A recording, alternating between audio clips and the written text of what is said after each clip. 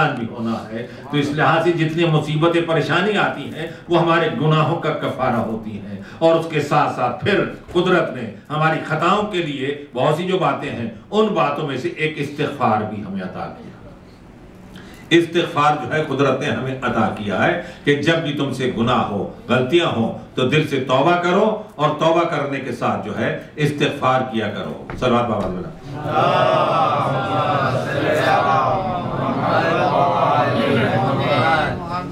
تو یہاں میں ایک روایت پڑھ دوں کیونکہ یہ درس کی صورت سی ہے، تو میں نے کہا اس طریقے سے اس کو صلوات بابا بنا۔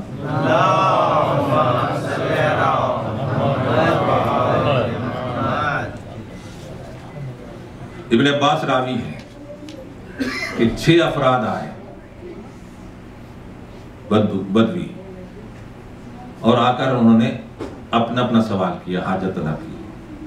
ایک شخص نے کہا، مولا میں نے بہت گناہ کیے ہیں، میرا نام عمل سیاہ ہو گیا، خدا سے دعا کیجیے۔ آپ نے فرمایا استغفار کرو۔ دوسرا آیا، اس نے کہا، مولا میری زراعت ہے اور زراعت خشک ہو رہی ہے، دعا کریں۔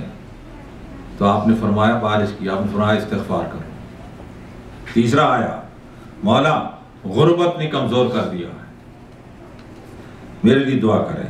آپ نے فرمایا استغفار کرو۔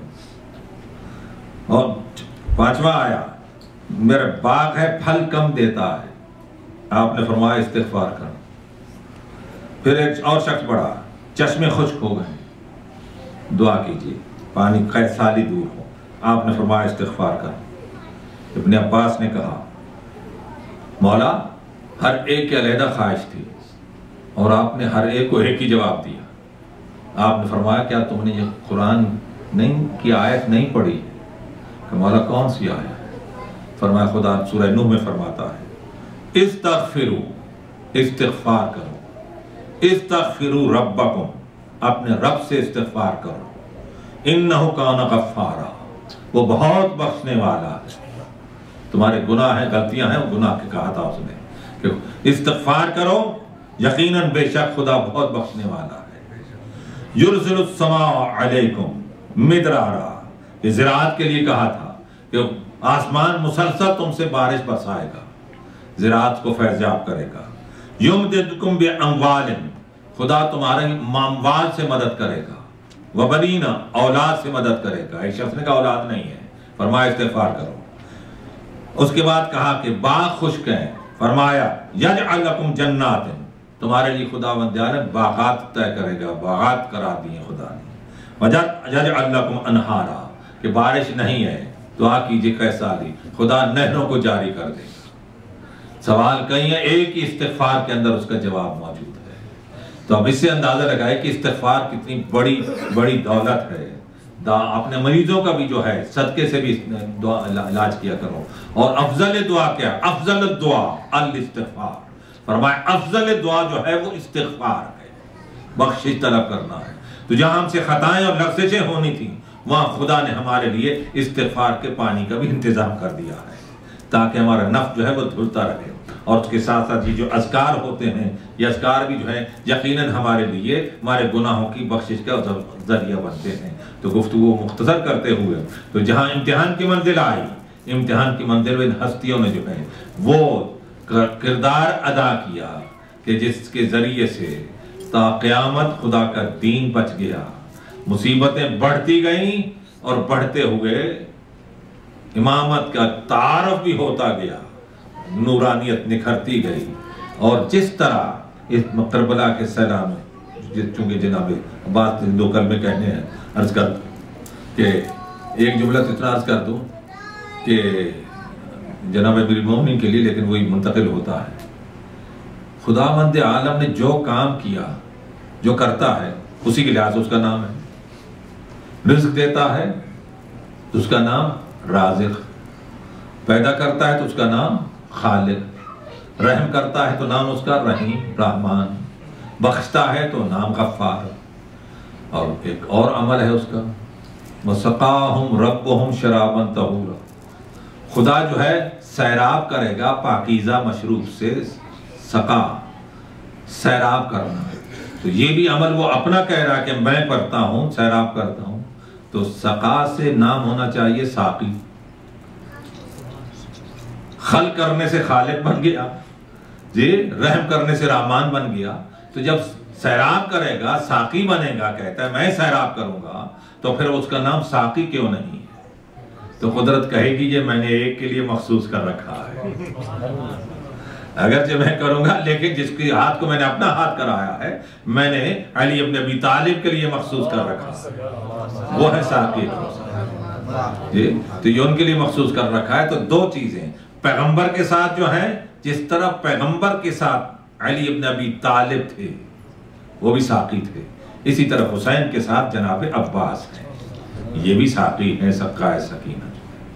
تو کربلا کے صحرا میں جو ہے فرمایا ہے کہ معصوم نے کہ جنت میں منزلت ہے جناب عباس کی، جس سے بڑے بڑے مراتب کی ہستیاں جو ہیں وہ رشک کریں گی، جس طرح جعفر طیار کو 2 پر خدا نے عطا کیے وہ جنت میں پرواز کرتے ہیں، اسی طرح عباس کو بھی خدا نے 2 پر عطا کیے ہیں جو جنت میں پرواز کرتے ہیں۔ تو جناب عباس، جناب زینب فرمایا کرتی تھی کہ جب کوئی کہتا تھا کہ ہمارے خیمے جلیں گے، میرے سر سے چادر چھینی جائے گی، رسیاں باندھی جائیں گی میرے ہاتھوں میں خیال کرتی تھی جس کا باپ جیسا بھائی ہو، حسین جیسا بھائی ہو، کسی ہمت ہو سکتی ہے کہ وہ میرے ساتھ یہ سلوک کرے۔ لیکن کربلا کے صحرا میں جب وہ منزل آئی کہ عباس کھڑے اجازت کے لیے، عباس کھڑے اجازت کے لیے، تو کہا مولا اجازت دیجئے۔ حسین نے کہا کہ عباس تم میرے لشکر کے سپہ سالار ہو، تمہیں کیسی اجازت دوں؟ کہا کہ مولا وہ لشکر کہاں ہے جس کے میں سپہ سالار ہوں؟ مولا جب خیمے میں جاتا ہوں تو سکینہ کی التش اور بچوں کے التش کی آوازیں سنتا ہوں، باہر آتا ہوں تو مبارزت طلبی کی آواز ذہن تک پہنچتی ہے، اجازت دیں۔ اور اجازت لی بھی اس طرح کہ پانی کے لیے جانا ہے، اور جب آئے تو آ کر جھکے، معصوم بچی نے جو خود مشکو کے کندھے تک پہنچایا اور لے کر چلے، نہر تک پہنچے، پانی لیا، تیر چلے، بازو کٹے، جب زمین پر گرے تو اپنے آقا کو پکارا، مولا کو پکارا۔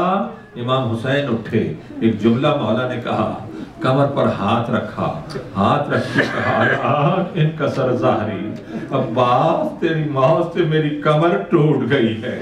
حسین بتا رہے ہیں کہ بھائی کے وجود سے کمر مضبوط رہتی ہے، بھائی کی موت سے کمر ٹوٹ جاتی ہے۔ اور جب عباس کے پاس آئے اور سر کو گود میں رکھا اور گود میں رکھتے ہوئے کہا کہ عباس کوئی آخری حسرت ہے، کہا کہ مولا میری لاش کو خیمے میں نہ لے جائیے گا، خیمے میں نہ لے جائیے گا، کہ کیوں؟ میں سکینہ سے پانی کا وعدہ کر رہا تھا۔ تو عباس نے بھائی کی گود میں دم توڑا، حسین جو لے کر چلے، علم کو آتے ہوئے جب بچی نے دیکھا تو دیکھتی کہا کہ جاؤ بچوں میرے چچا آ گئے، اور اب جب آ کر دیکھا تو لپٹ کے بابا ہے نا عباس، میرے چچا عباس کہاں گئے؟ کہ بیٹی وہ نہر کے کنارے آرام کرنے کی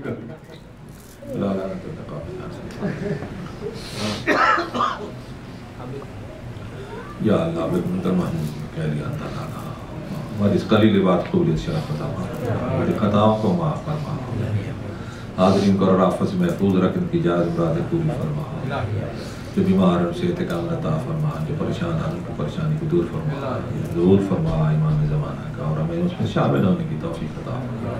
ارواح مومنین کے ان کے لیے پھر سورہ فاتحہ پڑھنے سب